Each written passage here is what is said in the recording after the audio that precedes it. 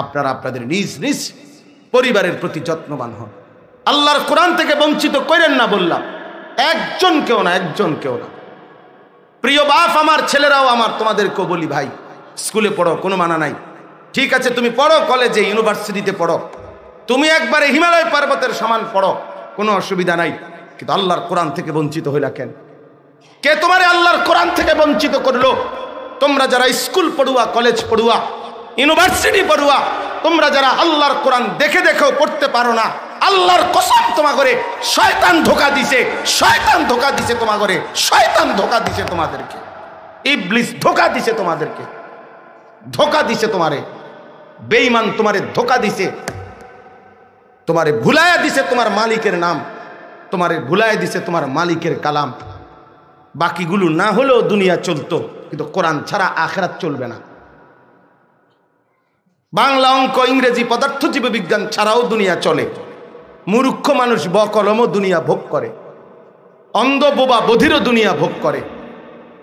দুনিয়া তো ভোগ করা যেত, আখিরাত তো ভোগ করা যাবে না।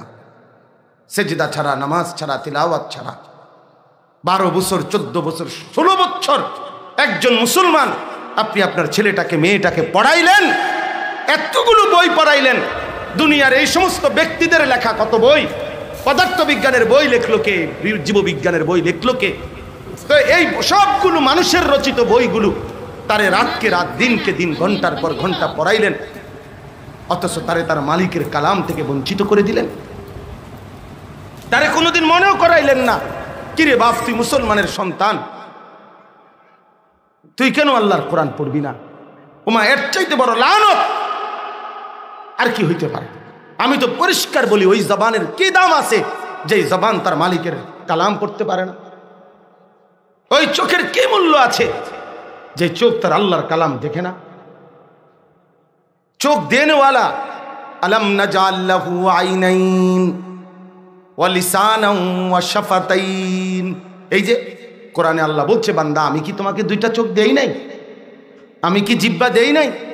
আমি কি 2টা ঠোঁট দেই নাই? কে দিয়েছে বলেন? উত্তর দেন না কেন? তো সেই মালিক যদি হাসরের ময়দানে জিজ্ঞেস করে, বান্দা আমার দেওয়া 2টা চোখে আমার কালাম কেন দেখলা না? আমার দেওয়া জবান দিয়ে আমার কালাম কেন পড়তে পারলা না? কেন এত কিছু পারলে এটা কি পারা যাইতো না? এটা কি কোনো মূল্য নাই কোরআন শরীফের?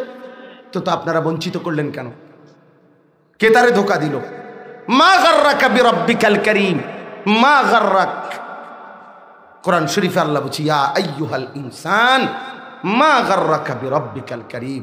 এই মানুষ, আরে বান্দা, আমার মতো মেহেরবান দয়ালু মাওলা থেকে, আল্লাহ থেকে কে রে তোরে ধোঁকা দিল? কে তোকে সরায় দিল? কে তোরে আমার নাম নিতে দিল না? কে তোরে আমার সেজদা দিতে দিল না? আহা, তোর এত বড় ক্ষতি করলো কে রে? কে করলো তোর এত বড় ক্ষতি? ওর ক্ষতি হয়ে গেছে, ওরে ধোঁকা দিছে, ওরে দুশ্মন ধোঁকা দিছে, ওরে দুশ্মন ধোঁকা দিছে। চোখের সামনে শেষ পর্যন্ত প্রতারিত হয়েছে। এই জন্য আল্লাহর কোরআন থেকে বঞ্চিত হওয়া জীবনের সবচেয়ে বড় মাহরুমি। ফামান লাম ইয়াজআলিল্লাহু লাহু নূরান ফামা লাহু মিন নূর। কোরআনুল কারীমের স্পষ্ট আয়াত। আল্লাহ বলেন যে আল্লাহর আলো থেকে বঞ্চিত, যে আল্লাহর আলো পায় নাই, ফামা লাহু মিন নূর, তার জন্য কোথাও কোনো আলো নাই, অন্য কোথাও আলো নাই। যেন পৃথিবীর অন্য কোনো বইতে আলো নাই, উপার্জনের পদ্ধতি আছে। আপনি আমারে বুঝাইয়েন পারলে, মানে কামাই